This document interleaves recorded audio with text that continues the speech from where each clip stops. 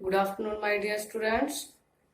आज हम करेंगे हमारा past perfect tense. Last video में हमने हमारा पास्ट कॉन्टिन्यूस किया था और अब हम करेंगे अपना पास्ट परफेक्ट टेंस। एक बार आप इसका स्क्रीनशॉट ले लेंगे।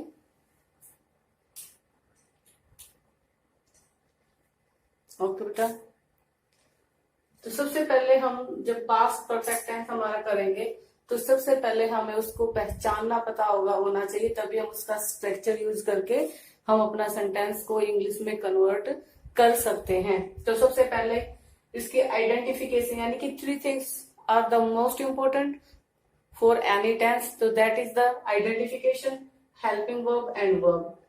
तो आइडेंटिफिकेशन क्या होगी, हमें सेंटेंस, जब वो हिंदी का सेंटेंस होगा उसके लास्ट में हमको क्या मिल जाएगा, चुका था, चुके थे, चुकी थी, लिया था या फिर दिया था।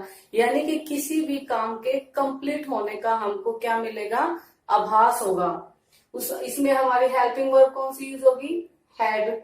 बिल्कुल इजी है, क्योंकि हमें सब्जेक्ट ये देखना ही नहीं है भाई सब्जेक्ट के अकॉर्डिंग कौन सी हेल्पिंग वर्ब लगेगी। एक ही हेल्पिंग वर्ब है हैड और वही यहाँ पे लगानी है। और वर्ब की हमारी कौन सी फॉर्म लगेगी, थर्ड। जैसा हमारा नाम है परफेक्ट, यानी कि 3 टेंस हमारे पास परफेक्ट के आते हैं, प्रेजेंट परफेक्ट, पास्ट परफेक्ट और फ्यूचर परफेक्ट। तो तीनों परफेक्ट टेंस में जब उनके साथ कॉन्टिन्यूअस नहीं है, ओनली परफेक्ट है, तो हम वहां पे तीनों टेंसों में वर्ब की थर्ड फॉर्म हम क्या करते हैं, यूज करते हैं। इसके बाद जब हम देखो, हमने 3 चीजें देख ली। हम जो हिंदी का जो सेंटेंस होगा उसके लास्ट में हमको क्या मिलेगा, चुका था, चुके थे, चुकी थी, लिया था या दिया था। वर्ब की हेल्पिंग वर्ब हमारी हैड होगी, वर्ब की थर्ड फॉर्म होगी। अब सिंपल सेंटेंस जब हम बनाएंगे, यानी कि सेम स्ट्रक्चर जो हमने अभी तक जो टेंस किए हैं उनके अंदर जो स्ट्रक्चर हमने फॉलो किया है, सेम स्ट्रक्चर यहाँ भी फॉलो किया जाएगा, वही होगा। सबसे पहले सब्जेक्ट की इंग्लिश बनाएंगे, उसके बाद हमारी हेल्पिंग वर्ब होगी, फिर हमारी वर्ब की थर्ड फॉर्म और फिर हमारा क्या होगा, ऑब्जेक्ट होगा। अब सेंटेंस देखते हैं, राम फुटबॉल खेल चुका था। तो लास्ट में क्या आ गया है, चुका था थे थी किसकी पहचान है, पास्ट की। चुका, चुकी, चुकी किसकी पहचान है, परफेक्ट की। तो कौन सा टेंस हो गया, पास्ट परफेक्ट टेंस हो गया है। ठीक है, अब हमको पता है पहले हमें सब्जेक्ट की इंग्लिश बनानी है। तो सब्जेक्ट हमारा क्या है, Ram. Ram had played football, Ram had played football. तो ये हमारा एक सेंटेंस होगा। इसी प्रकार से हम और भी सेंटेंस बना सकते हैं कि वे खाना खा चुके हैं, दे हैड ईटन फूड। क्या बनाएंगे, दे हैड ईटन फूड। वे घर जा चुके हैं, they had gone at home. वे घर जा चुके हैं, they had gone at home. इसी प्रकार से आप भी अपने कोई भी 2 सेंटेंस बना के आप कमेंट बॉक्स में डाल सकते हो उनकी इंग्लिश बना के। उसके बाद क्या है हमारा नेगेटिव सेंटेंस। तो नेगेटिव सेंटेंस हम कैसे बनाएंगे, वही हमने रूल क्या बताया था, जब हमारा ओनली नेगेटिव सेंटेंस होता है तो हमारा नोट कहाँ लगता है, जस्ट आफ्टर हेल्पिंग वर्ब। तो हमारी फॉर्मेशन क्या होगी, पहले हम सब्जेक्ट लगाएंगे, फिर हम हेल्पिंग वर्ब लगाएंगे, फिर हम नोट लगाएंगे, उसके बाद वर्ब की थर्ड फॉर्म और फिर हमारा ऑब्जेक्ट लग जाएगा। अब इसी सेंटेंस को बनाएंगे, Ram had not played football. यानी कि जो राम है वो फुटबॉल नहीं खेल चुका था। तो राम हैड हमारी हेल्पिंग वर्ब है और हेल्पिंग वर्ब के बाद हमने क्या लगा दिया, नोट लगा दिया, Ram had not played football. उसके बाद हम अपना इंटरोगेटिव सेंटेंस बनाते हैं। आपको सभी को पता है ये इंटरोगेटिव सेंटेंस बनता है तो हमारी जो हेल्पिंग वर्ब है वो कहाँ आ जाती है, बाहर आ जाती है। तो क्या हो जाएगा, हैड हमारा बाहर आ जाएगा, फिर हमारा सब्जेक्ट, फिर वर्ब की थर्ड फॉर्म, फिर हमारा ऑब्जेक्ट, फिर लास्ट में क्वेश्चन मार्क हो जाएगा। तो इंग्लिश इसी सेंटेंस की हम इंग्लिश कैसे बनाएंगे, हैड राम प्लेड फुटबॉल। यदि और कोई सेंटेंस होता तो उसको हम कैसे बनाते, क्या वे गाना गा चुके हैं, हैड दे संग अ सॉन्ग। ठीक है, हैड दे संग ए सॉन्ग। तो इस प्रकार से हम इंटरोगेटिव सेंटेंस बना सकते हैं। उसके बाद हमारा नेगेटिव और इंटरोगेटिव सेंटेंस यदि मिक्स हमें बनाना हो तो कैसे बनाएंगे, पहले हमारा हेड होगा, फिर हमारा सब्जेक्ट होगा, उसके बाद हम नोट लगाएंगे। क्योंकि नोट हम 2 प्लेस पे लगाते हैं, या तो जस्ट आफ्टर हेल्पिंग वर्ब या जस्ट आफ्टर सब्जेक्ट। जब हेल्पिंग वर्ब हमारी बाहर होगी तो नोट हमारा कहाँ लगेगा, तो नोट हमारा सब्जेक्ट के बाद लगेगा। ठीक है, फिर हमारी वर्ब की थर्ड फॉर्म पुट करेंगे, फिर हमारा ऑब्जेक्ट हो जाएगा। अब इसी सेंटेंस को बनाएंगे, क्या राम फुटबॉल खेल चुका था। क्या राम फुटबॉल नहीं खेल चुका था, तो इंग्लिश बन जाएगी had Ram not played football. ठीक है, उसके बाद जब हम कॉन्ट्रैक्शन में लिखते हैं, यानी कि कॉन्ट्रैक्शन क्या होता है, शॉर्ट फॉर्म में अगर लिखेंगे तो हेडेंट हमारा बाहर आ जाएगा, फिर हमारा सब्जेक्ट लग जाएगा, फिर वर्ब की थर्ड फॉर्म हो जाएगी, फिर ऑब्जेक्ट हो जाएगी। यदि इसी सेंटेंस को हम कॉन्ट्रैक्शन में लिखते तो क्या हो जाता, हमारा हेडेंट बाहर हो जाता, हेडेंट सबसे पहले आ जाता, फिर हमारा सब्जेक्ट राम, फिर वर्ब की थर्ड फॉर्म और फिर हमारा ऑब्जेक्ट हो जाता है। यानी कि फिर क्या हो जाता है, हेडेंट राम प्लेड फुटबॉल। उसके बाद है WH फैमिली वाला सेंटेंस, क्योंकि दो प्रकार के हमें पता ही है कि इंटेरोगेटिव सेंटेंस 2 टाइप्स के होते हैं। तो WH फैमिली वाला जो सेंटेंस बनाएंगे तो पहले WH वर्ड आ जाएगा, उसके बाद हम हेड लगाएंगे, फिर हम सब्जेक्ट लगाएंगे, फिर वर्ब की थर्ड फॉर्म और फिर हमारा ऑब्जेक्ट। फिर एग्जांपल देखते हैं, वे कहाँ जा चुके थे, वेयर हैड दे गॉन। वे कहाँ जा चुके थे, तो वेयर हैड दे गॉन। ये इस प्रकार से WH फैमिली वाले वर्ड से भी हम अपना सेंटेंस बना लेंगे। उसके बाद है, अब ये तो था हमारा सिंपल वे में, बिल्कुल सिंपल, यानी कि ये तो हमें छोटे छोटे सेंटेंस बनाने पहले सीखे हैं, क्योंकि सबसे पहले हम स्टार्टिंग में क्या सीखते हैं, छोटे सेंटेंस बनाना सीखते हैं। लेकिन हमें क्या होता है, कई सेंटेंस यानी कि कई टेंसों को मिला के हम कंबाइन सेंटेंस बनाते हैं। तो उनको हम कैसे बनाते हैं, एक बार ये एग्जांपल देखेंगे। पुलिस के आने से पहले चोर भाग चुका था। अभी ध्यान से देखना इस सेंटेंस को, फिर पुलिस के आने से पहले चोर भाग चुका था। यहाँ पे इस सेंटेंस के 2 पार्ट हैं, यानी कि पुलिस के आने से पहले, यानी कि पुलिस के आने का जो काम है वो कब हुआ है, बाद में हुआ है। तो ये काम हमारा कब हुआ है, बाद में हुआ है। चोर भाग चुका था, ये जो चोर के भागने का काम पहले हुआ है और पुलिस के आने का काम बाद में हुआ है। तो जब हमारा कोई ऐसा सेंटेंस मिले जिसमें एक साथ 2 काम दिए हुए हों और उनमें से एक पहले हुआ है और एक बाद में हुआ है, तो उस टाइप के जो सेंटेंस होते हैं, जो काम बाद में होता है उसको सबसिक्वेंट एक्शन बोलते हैं। क्या बोलते हैं उसको, सबसिक्वेंट एक्शन बोलते हैं, जो बाद में हुआ है। जो बाद में काम होता है उसको एक्सप्रेस करने के लिए हम पास्ट इंडेफिनिट टेंस का यूज करते हैं। ध्यान रखना, जो काम बाद में होता है उसको एक्सप्रेस करने के लिए जो सबसिक्वेंट वर्ब होता है, जो सबसिक्वेंट एक्शन होता है, उसको एक्सप्रेस करने के लिए हम पास्ट इंडेफिनिट टेंस का यूज करते हैं। क्या हमारी फॉर्मेशन होगी, सब्जेक्ट प्लस वर्ब की सेकंड फॉर्म, फिर हमारा ऑब्जेक्ट होगा, और फिर जो काम पहले हो चुका है उसको प्रीवियस एक्शन या अर्लियर एक्शन बोलते हैं। यानी कि जो काम सबसे पहले हो चुका है या तो हम उसको प्रीवियस एक्शन बोल देते हैं या अर्लियर एक्शन बोलते हैं।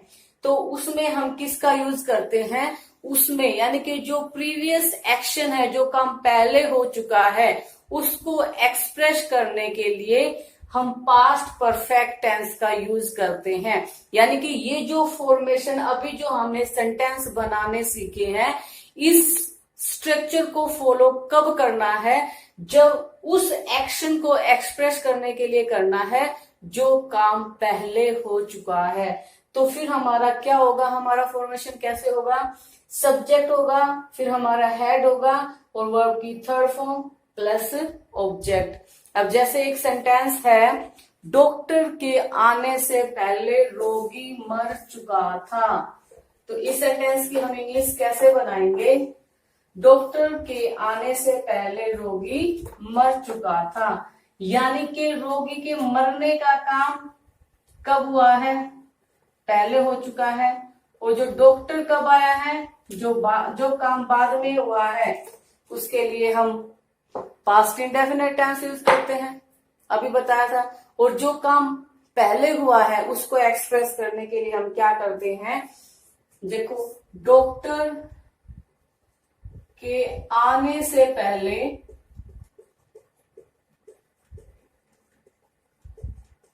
रोगी मर चुका था।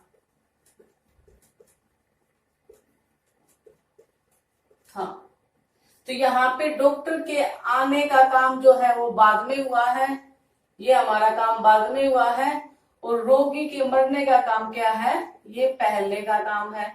तो जो एक्शन हमारा पहले का होगा उसको हम सबसे पहले एक्सप्रेस करेंगे। कौन से टेंस में एक्सप्रेस करेंगे, पास्ट परफेक्ट टेंस में हम उसको एक्सप्रेस करेंगे। तो पास्ट परफेक्ट तो क्या बनाएंगे, द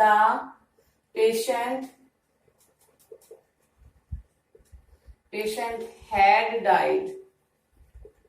देखो पहले हमने सब्जेक्ट लगा दिया, हैड हेल्पिंग वर्ब लगा दी, और वर्ब की थर्ड फॉर्म लगा दी। द पेशेंट हैड डाइड किसके आने से पहले, डॉक्टर के आने से पहले। तो बिफोर से हमने इसको जोड़ दिया, ठीक है। इस टेंस में यानी कि जब हम दो टेंसों को जोड़ते हैं, या तो हम बिफोर का यूज करते हैं या फिर हम किसका यूज करेंगे, आफ्टर का यूज करते हैं। तो ये बन जाएगा the patient had died before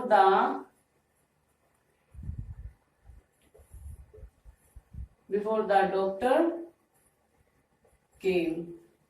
अब आ गया समझ में आपको, आई थिंक आपको समझ में आ गया होगा कि जब दो काम एक साथ होते हैं और एक काम जो पहले होता है उसको एक्सप्रेस करने के लिए हम पास्ट परफेक्ट टेंस का यूज करते हैं। जो काम हमारा बाद में होता है उसको एक्सप्रेस करने के लिए हम किसका यूज करते हैं, पास्ट इंडेफिनिट का यूज करते हैं। और हमारा सेकंड देखते हैं, the crops had destroyed before it rain. यानी कि जो क्रॉप्स है, यानी कि जो फसल है, had destroyed, crops had destroyed before it rain. यानी कि जो फसल थी वो पहले खराब हो चुकी थी, बर्बाद हो चुकी थी, बारिश बाद में आई है। तो बिफोर इट रेन, बारिश के होने से पहले फसल बर्बाद हो चुकी थी। तो हमारा नेक्स्ट देखेंगे, as soon as she had finished her homework she ran out to play football. जैसे ही उसने अपना काम पूरा किया, काम समाप्त किया और स्कूल का होमवर्क यानी कि अपना कंप्लीट किया, she ran out to play football, तो वो खेलने के लिए बाहर भाग गई।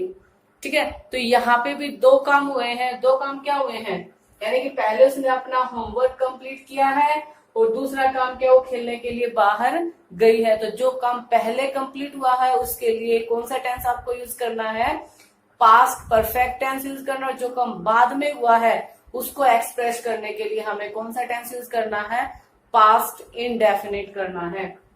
तो हमारी इंग्लिश क्या बनेगी, as soon as she had finished, जैसे ही, एज सुन एज का मीनिंग होता है ज्यों ही या जैसे ही।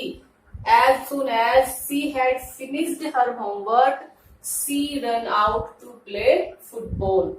अब यहाँ पे नेक्स्ट देखेंगे, व्हेन सी रीच्ड देयर, जब वो वहां पहुंची, द डिनर हैड स्टार्टेड। अब यहाँ भी दो काम है, एक तो डिनर शुरू हो चुका था, कब, एक वो उसके पहुंचने का काम, यानी कि एक तो उसके पहुंचने का काम हुआ है, एक डिनर शुरू होने का काम हुआ है। लेकिन दोनों कामों में सबसे पहले कौन सा शुरू हुआ है, डिनर वाला हुआ है। तो ये पहले, तो उसको हम किस में एक्सप्रेस करेंगे, पास्ट परफेक्ट टेंस में। पास्ट परफेक्ट में क्या होता है, हैड प्लस वर्ब की थर्ड फॉर्म। तो दैट डिनर हैड स्टार्टेड, तो क्या हो जाएगा, व्हेन सी रीच्ड देयर, जब वो वहां पहुंची, दैट डिनर हैड स्टार्टेड, तो डिनर जो था वो शुरू हो चुका था। She had left her office when he came, जब वो आया वो ऑफिस छोड़कर जा चुकी थी। यहाँ भी दो काम हुए हैं, उसने वो ऑफिस से जा चुकी है और एक वो वहां आया है। ठीक है, तो आने का काम बाद में हुआ है, उसने ऑफिस छोड़ने का काम पहले हुआ है। तो जो काम पहले होता है उसको हम एक्सप्रेस करने के लिए पास्ट परफेक्ट। तो she had left her office when he came, जब वो आया तो वो ऑफिस से जा चुकी थी। नेक्स्ट है, I came after he had gone, यानी कि मैं आई हूं उसके जाने के बाद। यानी कि यहाँ भी एक तो आने का काम हुआ है और एक किसी के जाने का काम हुआ है। तो जाने का काम बाद में हुआ है पहले हुआ है और आने का काम उसके जाने के बाद हुआ है। तो क्या हो जाएगा, आई केम, मैं आई, तो यहाँ पे हमने पास्ट इंडेफिनेट टेंस यूज कर लिया। I came after he had gone. तो इन सेंटेंसों में हमने क्या देखा, दोनों सभी सेंटेंसों में दो काम हुए हैं, एक पहले हुआ है तो एक उसके बाद हुआ है। तो जो काम पहले होता है उसको एक्सप्रेस करने के लिए हमें पास्ट परफेक्ट टेंस का यूज करना चाहिए, और जो काम बाद में होता है उसको एक्सप्रेस करने के लिए हमें किसका टेंस, कौन से टेंस का यूज करना चाहिए, पास्ट इंडेफिनिट टेंस का यूज करना चाहिए। इस प्रकार से आप जब आपको एक्सप्रेस करना हो, दो चीजें एक साथ बतानी हो, तो आप अपने कंबाइंड सेंटेंस बना के और इस प्रकार से आप अपने आप को एक्सप्रेस कर सकते हो। तो यहाँ इन सेंटेंसों से हमने क्या देखा, हमने देखा before, as soon as, when, after, जो है इनको एज ए कंजक्शन हमने यहाँ पे ऊपर जो दो सेंटेंसों को जोड़ने के लिए हमने इनका यूज किया, यानी कि एज ए कंजक्शन हमने इनका यूज किया है। Before, as soon as, when, after, इन सब कंजक्शन का हमने किसके लिए यूज किया है, दो सेंटेंसों को जोड़ने का। तो ओके माय डियर स्टूडेंट्स, इसका सेकंड पार्ट भी अपलोड किया जाएगा जिसमें थोड़ा हाई लेवल होगा। मुझे आशा है आपको ये वीडियो अच्छी लग रही होंगी। यदि आपको कुछ बेनिफिट मिलता है तो प्लीज लाइक करें, शेयर करें और सब्सक्राइब करें, और बेल आइकन को जरूर दबा दें ताकि जो भी मैं वीडियो अपलोड करूंगी आपके पास तुरंत उसका नोटिफिकेशन पहुंच जाए। Thank you.